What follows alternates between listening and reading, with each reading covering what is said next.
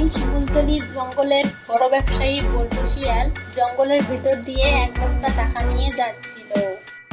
হঠাৎই জঙ্গলের ভিতরে অনেক ঝড় বৃষ্টি শুরু হয়ে গেল। আরে হঠাৎ করে ঝড় বৃষ্টি শুরু হয়ে গেল। ওই পৌঁছাতে পৌঁছাতে টাকাগুলো তো ভিজে গেল। না, টাকাগুলো কিছুতে ভিজতে দেওয়া যাবে না। এখন কি করি? ওই তো গর্জিলা ভাইয়ের কুয়া দেখতে পারতেছি। এখন কি করি? গর্জিলা ভাইয়ের কুয়াতে গিয়ে আশ্রয় নেই। ঝড় বৃষ্টি থামলে পরে আমি টাকার বস্তা নিয়ে চলে যাব। এই বলে বল্টু শিয়াল গর্জিলার গুহার সামনে চলে গেল। গর্জিলা ভাই, কুয়াতে আছো? দরজাটা একটু খোলো। কে কে এই ঝড় বৃষ্টির মধ্যে আবার কে ডাকাডাকি করে? আরে ভাবি, আমি বল্টু শিয়াল। গোয়াতে কি গর্জিলা ভাই নেই? না, ও তো বাড়িতে নেই, ও তো শিকার করার জন্য জঙ্গলের ভিতরে গেছে। ও, এই ব্যাপার। আমাকে তো গর্জিলা ভাই চেনে। আমি এই জঙ্গলের বড় ব্যবসায়ী বল্টু শিয়াল। আমি আমার ব্যবসার এক বস্তা টাকা নিয়ে গুহার দিকে যাচ্ছিলাম। হঠাৎ করে জঙ্গলের মধ্যে বৃষ্টি শুরু হয়ে গেল। টাকাগুলো তো আমার ভিজে যাচ্ছে। তাই আমি ভাবছিলাম আপনাদের গুহাতে একটু আশ্রয় নেব। আচ্ছা ভাবি, ঠিক আছে। গর্জিলা ভাই তো গুহাতে নাই, তাহলে বৃষ্টিতে ভিজতে ভিজতে যাই। শিয়ালের মুখে এক বস্তা টাকার কথা শুনে গর্জিলার বউয়ের লোভ হয়ে গেল। আরে আরে শিয়াল ভাইয়া, এই ঝড় বৃষ্টির মধ্যে তুমি আবার কোথায় যাবে? ভাই নেই তাতে কি হয়েছে, আমি তো আছি। এসো ভিতরে এসো, বৃষ্টি থামলেই চলে যেও। এরপর বল্টু শিয়াল টাকার বস্তা নিয়ে গর্জিলার গুহার ভিতরে চলে গেল।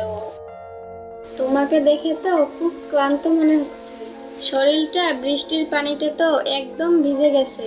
তুমি এখানে বসে একটু বিশ্রাম নাও, আমি তোমার জন্য এক গ্লাস শরবত নিয়ে আসছি। আচ্ছা ভাবি, ঠিক আছে। শরবতে একটু চিনি বাড়িয়ে নিয়ে এসো। আমি একটু চিনি বেশি খাই। আচ্ছা আচ্ছা, ঠিক আছে, কোনো সমস্যা নেই।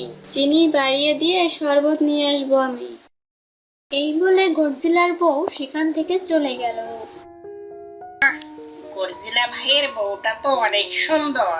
বাহ, তার মনটা অনেক ভালো। আমাকে গুহায় একটু বসতে দিল আর আমার জন্য শরবত আনতে গেল। একটু পরেই গর্জিলার বউ শরবত নিয়ে শিয়ালের কাছে চলে এলো। এই নাও বল্টু, শরবতটুকু খেয়ে নাও। দাও ভাবি দাও, খুব তৃষ্ণা পেয়েছে। এই বলে বল্টু শিয়াল যেই না শরবতটুকু খেলো, অমনি তার চোখে ঘুম চলে এলো।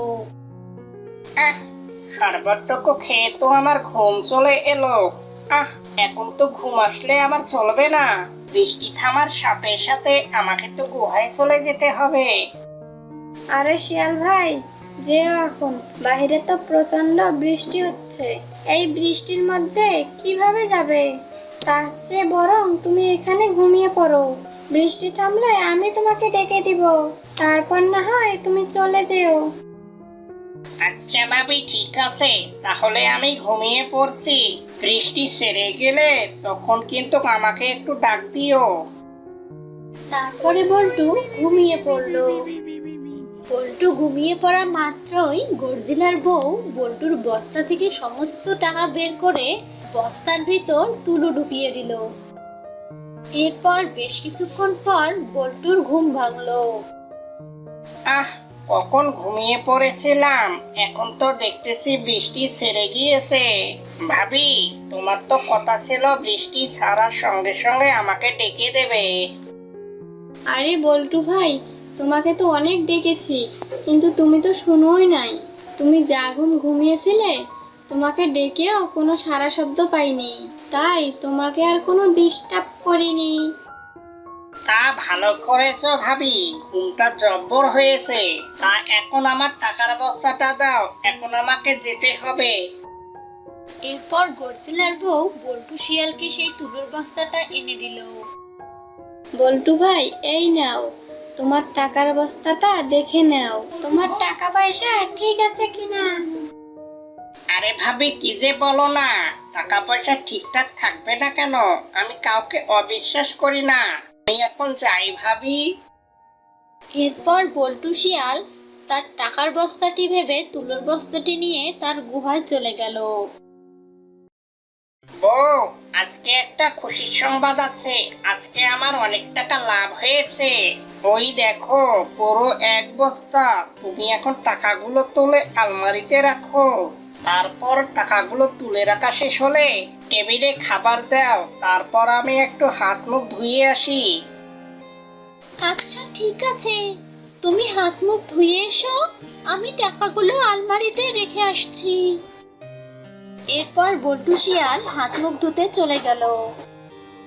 এরপর বল্টুর বউ রূপালী যেই না বস্তার মুখ খুললো, সে দেখলো বস্তার ভিতরে কোনোই টাকা নেই, আছে শুধু বস্তা ভর্তি তুলো। ওগো, জলদি করে এদিকে এসো, তুমি না বললে বস্তার ভিতরে টাকা আছে? আমি তো বস্তার ভিতরে শুধুই তুলো দেখতে পাচ্ছি। আরে বউ, তুমি বলছো কি? তুলো মানে? আমি তো বস্তার ভিতরে 1 বস্তা টাকা নিয়ে এসেছি। আর তুমি কি না বলতেছো বস্তার ভিতরে শুধু তুলো? হ্যাঁ, তোমার মাথা কি ঠিক আছে? আমি নিজেই বস্তার ভিতরে টাকাগুলো ভরেছি। আরে ভালো করে দেখো। আমার কথা বিশ্বাস করছো না? বিশ্বাস না হলে তুমি এদিকে এসে দেখো না। এরপর বল্টু শিয়াল বস্তার কাছে এলো, আর এসে নিজের চোখে বিশ্বাসই করতে পারছে না। সত্যি তো, পুরো বস্তাটা তুলো দিয়েই ভরা।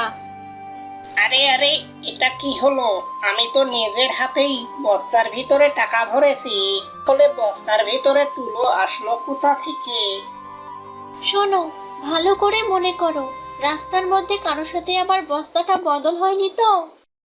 এরপর বল্টু শিয়াল ভাবতে লাগলো, তার টাকার বস্তার বদলে তুলোর বস্তা আসলো কিভাবে। ভাবতে ভাবতে হঠাৎই তার গর্জিলার বউয়ের কথা মনে পড়ে গেল। বউ, আমার সব কথা মনে পড়ে গেছে। টাকার বস্তার বদলে তুলোর বস্তা আসলো কি করে? কি বুঝেছো? কি হয়েছিল বলো তো আমায়। বউ, আমি যখন আসতেছিলাম জঙ্গলের ভিতরে হঠাৎ করে ঝড় বৃষ্টি শুরু হয়েছিল। আমি তখন গর্জিলা ভাইয়ের গুহাতে আশ্রয় নিয়েছিলাম। তখন তো গর্জিলা ভাই গুহাতে ছিল না। তখন গর্জিলা ভাইয়ের বউ ছিল। আমার কাছে টাকার কথা শুনে আমাকে গুহার ভেতরে নিয়ে যায়। তারপরে 1 গ্লাস শরবত এনে দেয়। শরবতটুকু খেয়ে আমার ঘুম এসে যায়। তারপর আমি ঘুমিয়ে পড়ি। কিছুক্ষণ পরে আমি ঘুম থেকে উঠে টাকার বস্তাটা না দেখেই চলে আসি। আমি যখন ঘুমিয়ে পড়ি সেই সুযোগে গর্জিলার বউ টাকার বস্তা থেকে টাকাগুলো সরিয়ে দিয়ে তুলো ঢুকিয়ে দিয়েছে আমার মনে হচ্ছে। মনে হয় মানে কি? আমি তো সব বুঝে গেছি, ওই গর্জিলার বউই তোমার টাকাগুলো নিয়েছে। এক্ষুনি যাও, আর ওই গর্জিলার বউয়ের কাছ থেকে টাকাগুলো নিয়ে ফিরে এসো। আরে বউ, মানে কি? আমি কি যাওয়ার সঙ্গে সঙ্গে আমাকে টাকার বস্তাগুলো দিয়ে দেবে? ওই গর্জিলা আর ওর বউয়ের অনেক শক্তি।